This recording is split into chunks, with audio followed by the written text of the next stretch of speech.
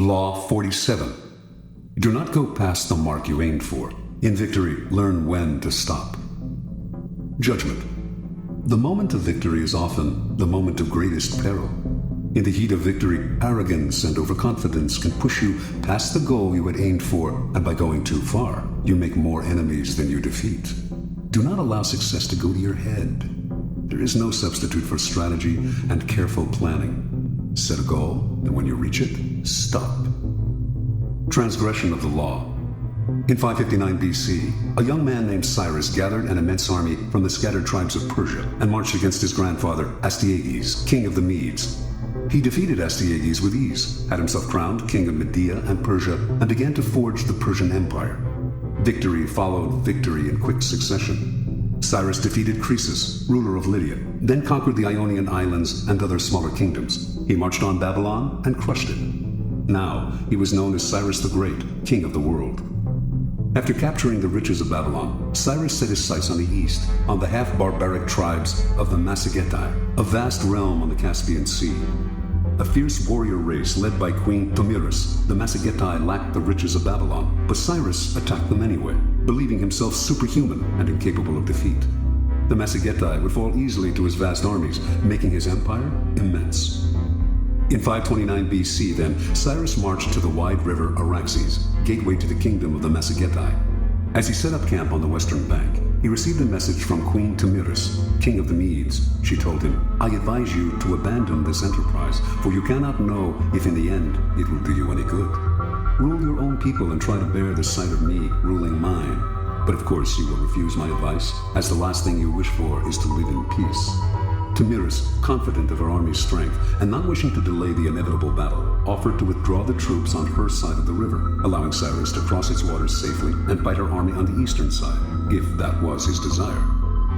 Cyrus agreed, but instead of engaging the enemy directly, he decided to play a trick. The Massagetae knew few luxuries. Once Cyrus had crossed the river and made his camp on the eastern side, he set the table for an elaborate banquet full of meat, delicacies, and strong wine. Then he left his weakest troops in the camp and withdrew the rest of the army to the river. A large Massagetae detachment soon attacked the camp and killed all of the Persian soldiers in a fierce battle. Then, overwhelmed by the fabulous feast that had been left behind, they ate and drank to their heart's content. Later, inevitably, they fell asleep.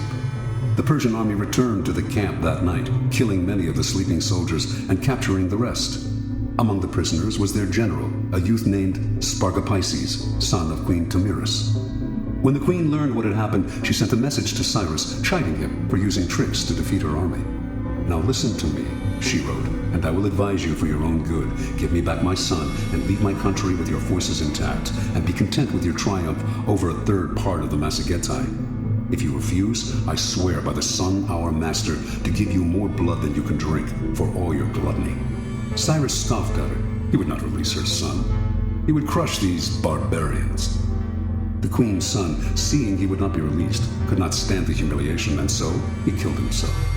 The news of her son's death overwhelmed Tomyris. She gathered all the forces that she could muster in her kingdom, and whipping them into a vengeful frenzy, engaged Cyrus's troops in a violent and bloody battle.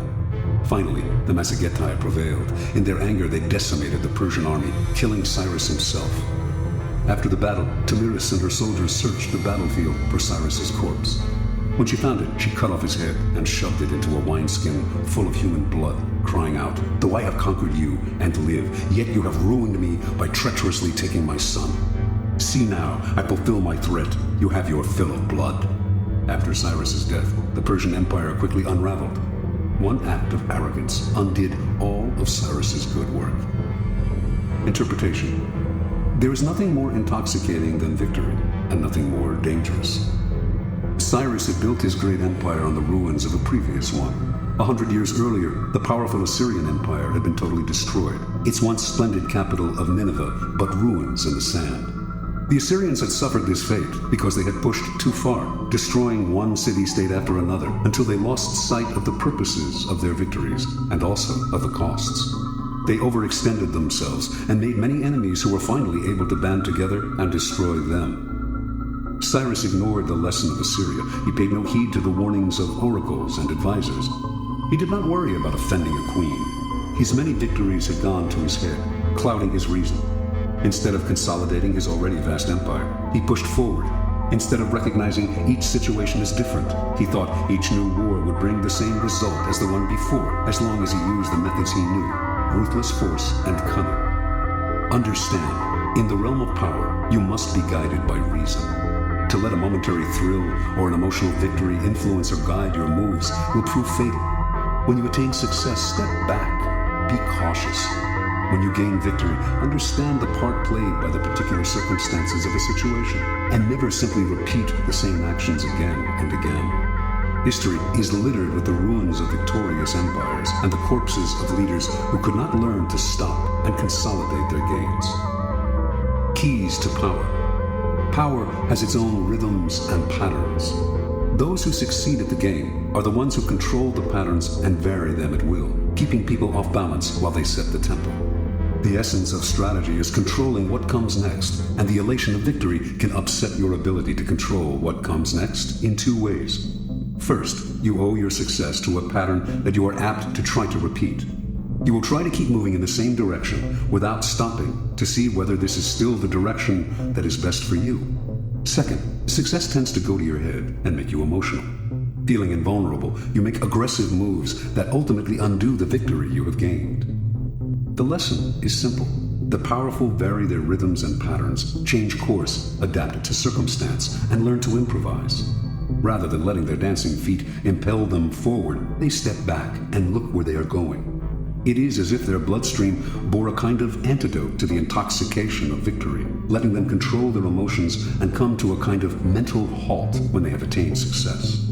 They steady themselves, give themselves the space to reflect on what has happened, examine the role of circumstance and luck in their success. As they say in riding school, you have to be able to control yourself before you can control the horse.